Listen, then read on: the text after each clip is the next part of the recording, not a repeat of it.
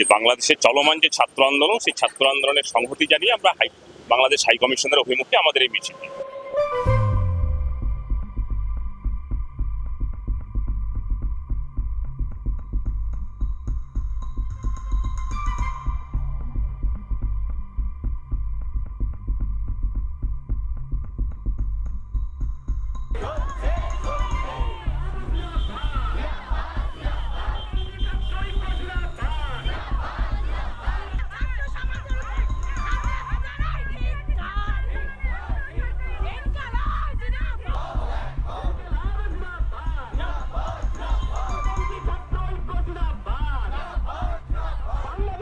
সারা পৃথিবীর জনমত গড়ে তোলা দরকার, কারণ সাধারণ মানুষের উপর যখন রাষ্ট্র এবং সরকারি দলের পক্ষ থেকে হামলা হয় সেটার প্রতিবাদ হওয়া উচিত।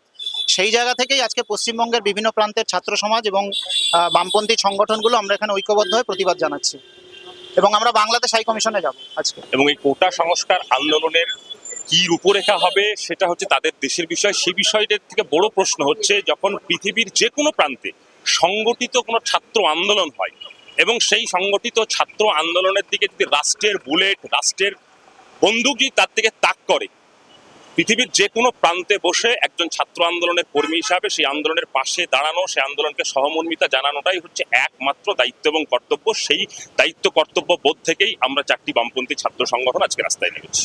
আমরা ছাত্র সংগঠন ডিএসও থেকে এখানে ইস্যু নিয়ে আমরা আন্দোলন করি, সারা বছর ডিএসও রাস্তায় থেকে আন্দোলন করে।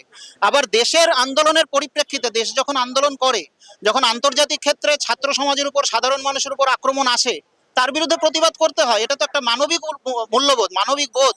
সেই জায়গা থেকে ছাত্র সংগঠন হিসেবে আমরা সমস্ত বামপন্থীরা ঐক্যবদ্ধ আন্দোলন করছি আজকে।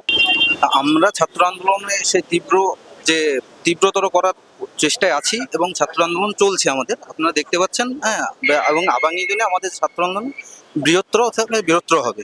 এতজন মারা গেছে, এবার যদি রাষ্ট্র একটা সেটেলমেন্টের পর্যায়ে চলে আসে, সেটা এতগুলো খুনের দায়টা কে নেবে? সেই খুনের বিচারটা কি হবে? সেক্ষেত্রে আমার মনে হয় না যে এই কোটা বিরোধী আন্দোলনটা শুধুমাত্র কোটা বিরোধী আন্দোলনে থেমে থেকেছে।